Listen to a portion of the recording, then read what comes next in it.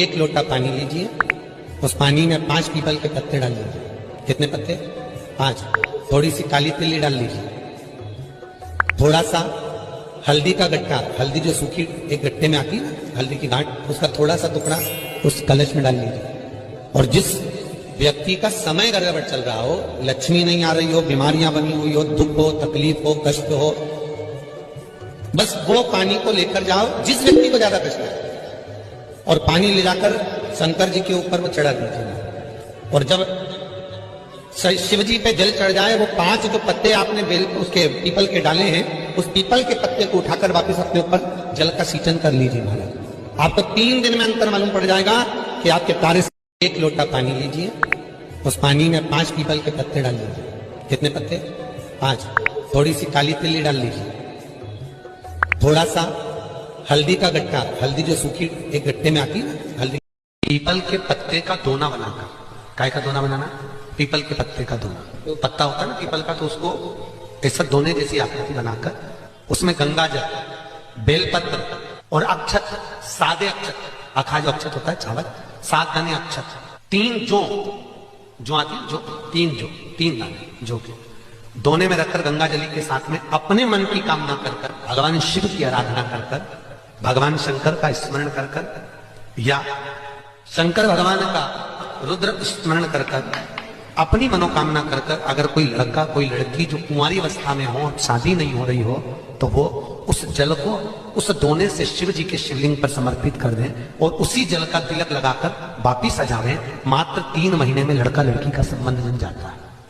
People के पत्ते का दोना। नवरात्रि चल रही है, मान लो कर्जा बहुत ज्यादा मात्रा में हो गया हो, बहुत टेंशन की जिंदगी अगर चल रही हो, बहुत चिंता ग्रसित कर रखी हो, और ऐसा लग रहा है कि पैसे की आवक कहीं से नहीं है और टेंशन बढ़ता जा रहा है, तो 9 दिन पूरे होने के बाद जब 10वीं तिथि है, 10वीं दशहरा, चैत्र का जो दशहरा, नवरात्रि पूर्ण होने के बाद में जो 10वीं तिथि है, समी के पत्ते 5 दुर्वा, 5 बेलपत्र, भगवान शंकर के मंदिर में 1 शमी का पत्ता, 1 दुर्वा, 1 बेलपत्र, भगवान शंकर से अपनी कामना करके अपना गोत्र बोलकर शंकर भगवान के शिवलिंग पर समर्पित कर।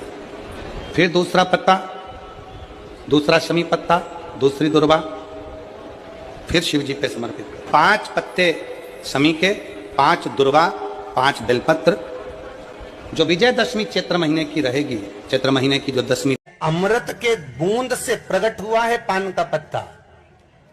33 कोटि देवताओं के पूजन में, पाठ में, अर्चना में ये अमृत का पत्ता काम आएगा।